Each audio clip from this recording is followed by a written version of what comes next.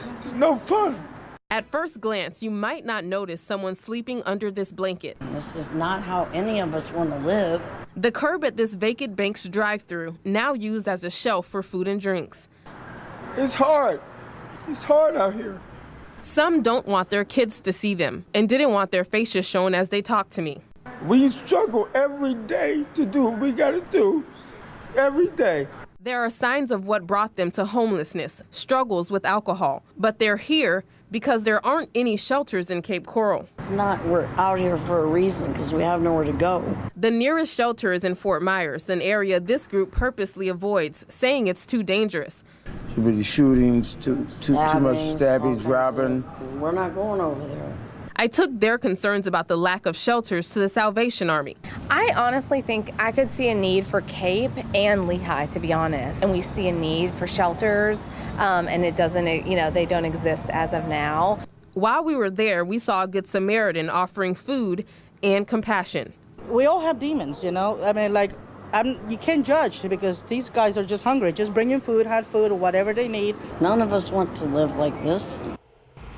Amy and Patrick, the child says he never actually stepped foot on the man's property, but he does admit to walking over to him after he heard the man yelling.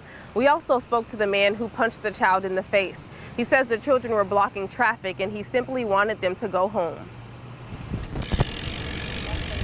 12-year-old Malachi and his friends say they were on their way home from school when a man began yelling at them. He was screaming at us, cursing at us, calling us the N-word. And then he came down into the middle of his yard, and I was like, who are you talking to? Then he came down to the sidewalk and said, come in arm's length, and I'll show you what I'm talking about. This is what he says his face looked like after the incident. When I realized my teeth were dangling in my mouth, it was kind of shocking. I didn't know what was going on. It was like a nightmare. I just knew I had to get there, and I had to get there fast. The boy's parents are upset because the man who did this to Malachi was not arrested. Where is it okay for an adult to take the law into his own hands and to strike a kid hard enough to knock out his teeth? Where is that acceptable? In what country is that acceptable? According to this incident report, the man who punched Malachi was 27-year-old Vincent Servallo. Originally, this is where the altercation took place, right here. He spoke to Foreigner Corner to tell his side of the story. I told them that they all need to back off, and if they come on my property, I'm going to defend myself. And they were just like, you won't hit us, you won't hit us, and they started to surround me. He says it all started when he yelled at the kids to get out of the road because they were blocking traffic. This cell phone video captures the moments after Malachi was punched. Vincent says he acted in self-defense. He touched me, and I let my hand out, and I ended up hitting him. It was not my intention to hit anybody that hard. It was not my intention to knock teeth out.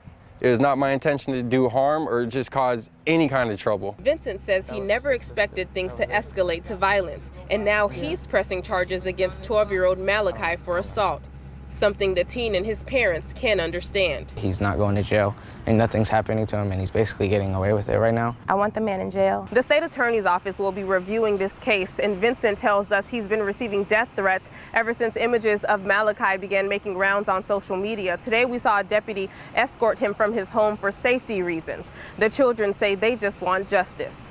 Reporting in Port Charlotte, Deborah Souverain, Fox 4, in your corner. I'm trying to just explain to you what's going on. You guys got had.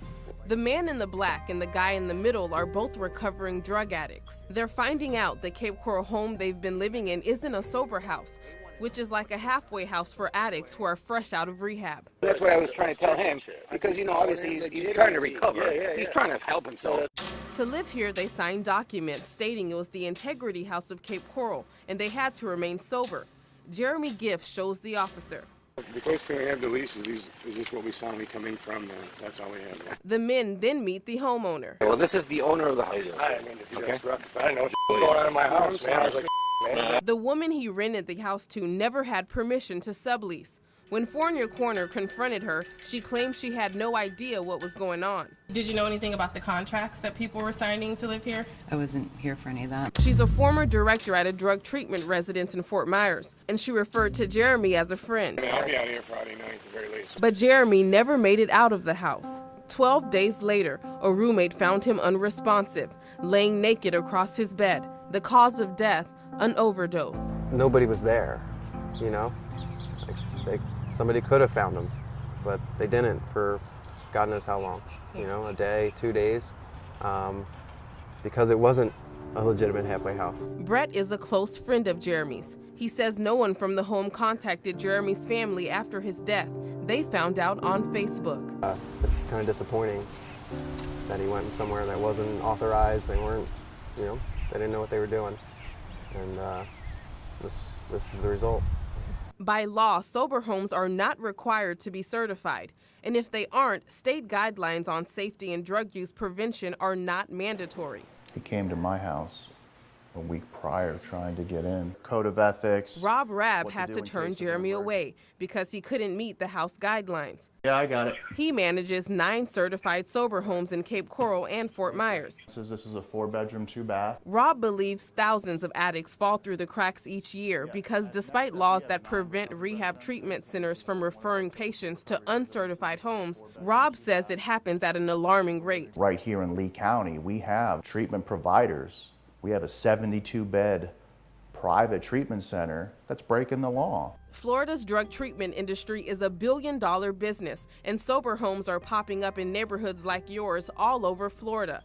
But a lack of regulation has led to many shady operators, where allegations of rape, human trafficking, and illegal drug use run rampant.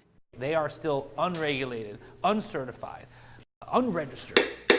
State Attorney Dave Ehrenberg created a sober home task force to address fraud in Florida's drug rehab industry. There is nothing at the state law or local law that really affects them. A bill was recently passed based on their recommendations. It gives law enforcement officials tools to go after corrupt players at treatment centers, but not sober homes. Because that's where the money is.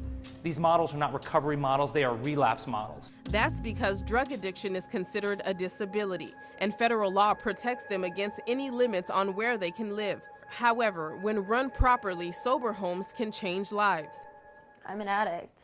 You know, I have an illness that I can't help having. Kelsey moved from Chicago to live at a certified Next Step sober house in Fort Myers. And I know that I'm in the right place to do that, and I'm surrounded by the right people. She's one of the lucky ones. With no laws to go after shady sober home operators, being one of the lucky ones is what some have to hope for. Do you think Jeremy was one of the ones that should have made it, should have been here still today? I don't want to say should have. Again, that's God's plan. I thought he was. I thought he would be here. Jeremy's story is like thousands of others who come to Florida for help only to be caught up in someone's money-making scheme. If you'd like more information on sober homes or how to find one for a loved one, click on this story on our website, fox4now.com. In studio, Deborah Souverain, Fox 4, in your corner.